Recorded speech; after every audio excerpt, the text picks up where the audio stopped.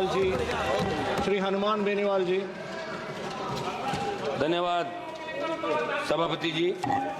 आज सदन में भारत के संविधान की 75 वर्षों की गौरवशाली यात्रा पर चर्चा हो रही है। सभापति जी, सदन के साथी विद्वान सदस्यों ने पक्ष विपक्ष दोनों तरफ से, और खुशी की बात यह भी है कि 7 घंटे से अलग अलग विचार आए, उधर से भी आए, इधर से भी आए, और सारी बात खुल के आई। निश्चित रूप से वर्ल्ड के अंदर हिंदुस्तान सबसे बड़ा लोकतांत्रिक देश है और दूसरे देश हिंदुस्तान को फॉलो करते हैं। प्रत्येक धर्मनिरपेक्ष देश भी है, या प्रत्येक धर्म को मानने की एक हर व्यक्ति की आज़ादी है। और जो संविधान ने हमें ताकत दी है, शायद वर्ल्ड के किसी देश में इतना ताकतवर संविधान कहीं का नहीं होगा कि लोकतांत्रिक मूल्यों की जो रखवाली हिंदुस्तान के अंदर होती है वो वर्ल्ड के किसी अन्य देशों में नहीं होती। उदाहरण के तौर पर हिंदुस्तान को लिया जाता है, वर्ल्ड का सबसे बड़ा देश भी। हमें गर्व है कि हम विश्व के सबसे बड़े लोकतांत्रिक देश में रहते हैं, जहाँ संविधान रूपी पवित्र ग्रंथ को सर्वोच्च आदर्श मानकर देश की रीति नीति बनती।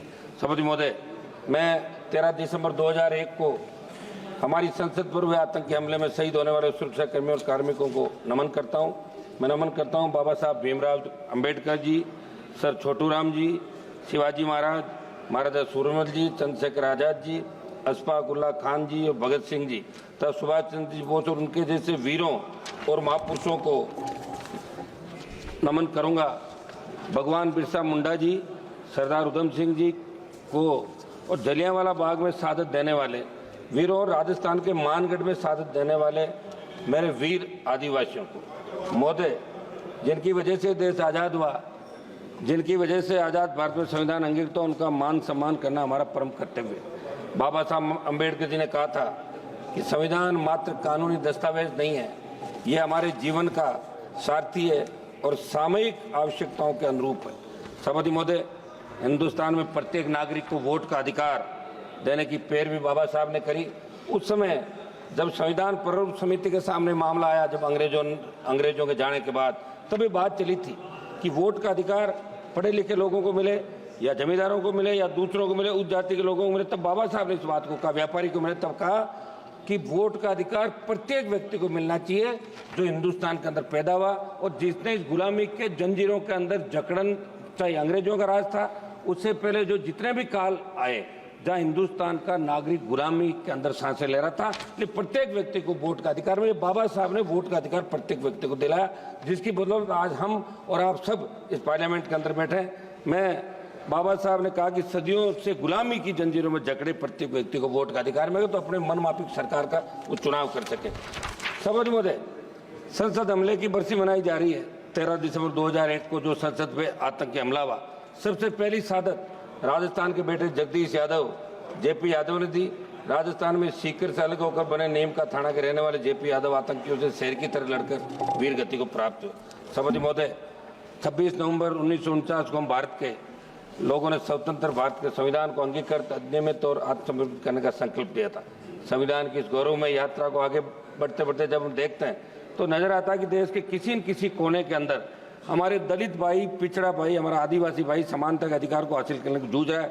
राजस्थान की मैं बात करूंगा, जालोर जिले के साइला तहसील के सुराना गांव में कथित तौर पर पानी की मटकी को छूने पर हुई पिटाई के अंदर एक 9वीं क्लास का बच्चा इंद्र मेघवाल, जिसकी मौत हो गई। मैं खुद मौके पर गया था।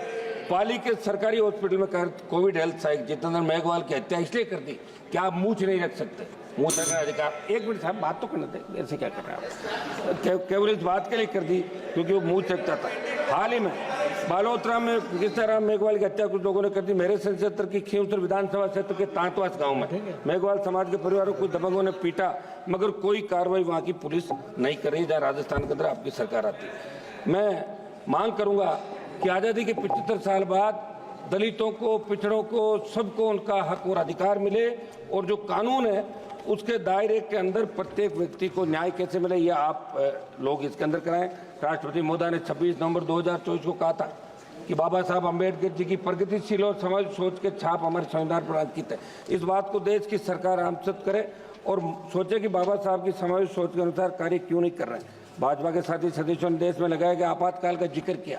हम भी ये कहते हैं कि आपातकाल गलत लगा था, बहुत से लोगों को तकलीफ पड़ी, बहुत से लोगों को जेलों में रहना पड़ा, ये अच्छी नहीं थी, लेकिन इंदिरा गांधी जी की दृढ़ इच्छा शक्ति ने एक झटके में बांग्लादेश को पाकिस्तान चालक कर दिया था और पाकिस्तान को सबक सिखाया था। इस बात को भी आपको याद रखना है। एक मिनट साहब, समय दें साहब आप। हम उस समय तो घोषित आपातकाल कर, लेकिन आज जो अघोषित आपातकाल है उसका क्या कोई भी सिस्टम के खिलाफ बोले? सीबीआई, ईडी जैसी एजेंसियां उनकी आवाज को दबा देती है। लोकतंत्र में सभी अधिकार समान रूप से लागू होने के बावजूद इस देश के अन्नदाताओं को एमएसपी पर कानून बनाने की मांग, काले कानून वापस अन्य मांगों के लिए लंबा आंदोलन करना पड़ा। सबसे मतलब 1-2 मिनट में मेरी बात समाप्त कर रहा हूँ। 700 से ज्यादा किसान शहीद हुए।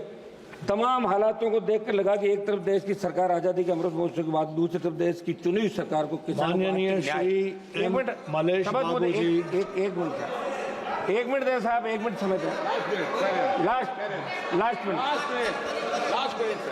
आर्थिक न्याय नहीं दे पा रही है। लास्ट मिनट सर, आर्थिक न्याय नहीं दे पा रही है।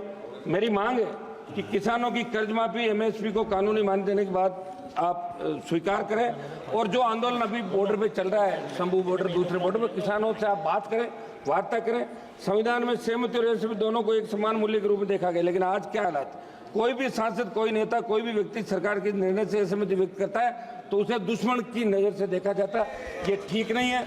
सभापति जी, मैं अंतिम कंक्लूड कर रहा हूँ। एक मिनट मेरा समय सर। मणिपुर देश का राज्य है। हमारे भाई साथियों ने मणिपुर का हालात विस्तार से बात की। पूछना चाहूंगा कि संविधान कानून हो बावजूद मणिपुर में हालात में कब सुधार होगा? संविधान समान। माननीय श्री एम मलेश बाबू जी। Honorable Speaker, sir.